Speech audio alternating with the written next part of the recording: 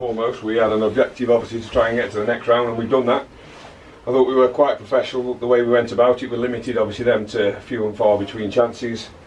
We perhaps could have been a little bit more clinical myself. I was being critical of us, but we saw that on Saturday that if we managed the game better in the second half when we got the lead, then we'd get through to the next round. So thankfully we've done that. So a thoroughly professional performance, you would sum it up as? Yeah, that's what we were lacking on Saturday. I said if we'd have done what we did tonight, we wouldn't try to replay.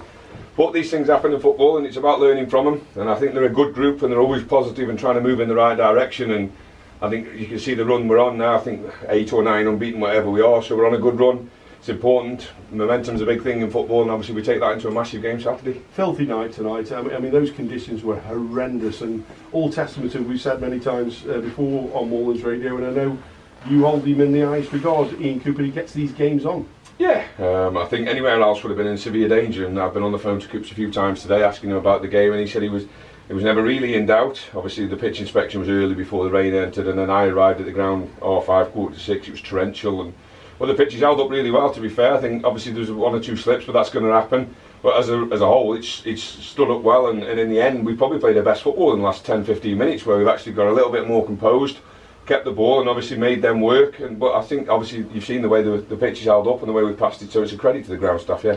So just talk to us about the second goal, because there was a few shenanigans that were going on there. There was a few, as Dave and I had noticed, going around the pitch, and then the goal goes in, the young lad gets the goal, Jennings, and then there's all sorts of debate that went on. What was your take on it?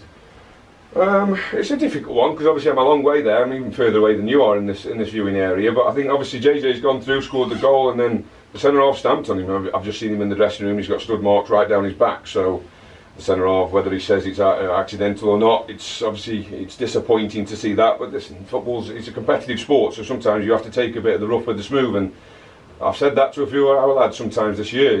It's a men's game, it's a men's environment, and I don't condone that sort of stuff, but it goes on. It's part and parcel of the game, and you have to toughen up, and you have to be rough and ready for some of that side of the game. And listen, I don't expect anyone to get stamped on in the back, but I'm referring to obviously some of the physical side of the game. It's a men's environment, so sometimes you have to harden yourself up for that. So it's a learning curve for the lads, and they've come through with good colours tonight, I thought, and they handled themselves well. And when there's a bit of a melee, I think as a club we try and be respectful, and we haven't got involved in it as much as we could, and let the referee do his job.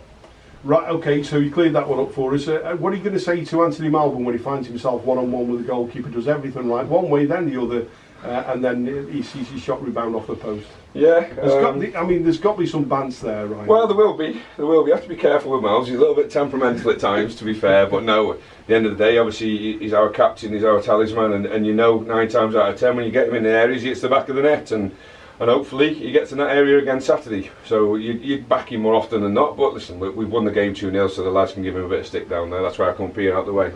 Absolutely.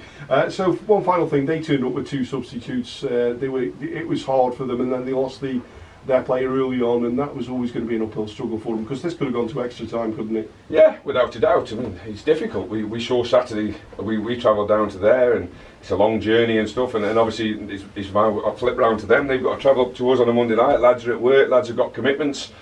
It's tough obviously managing a non-league squad and getting your players together to travel all this way on a Monday night, and obviously you've seen that today from Daventry. They've come with a depleted squad.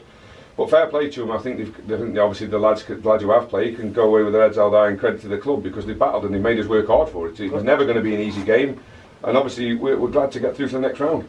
Just one final one about Saturday. It's Gateshead. They're a step higher, aren't they? And how are you thinking that you're going to measure up against a club like that?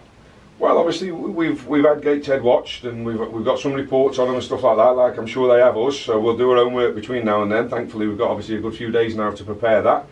We'll go into the game in a positive mindset, like I've just said there. We're on a good run, so there's a feel-good factor in that dressing room.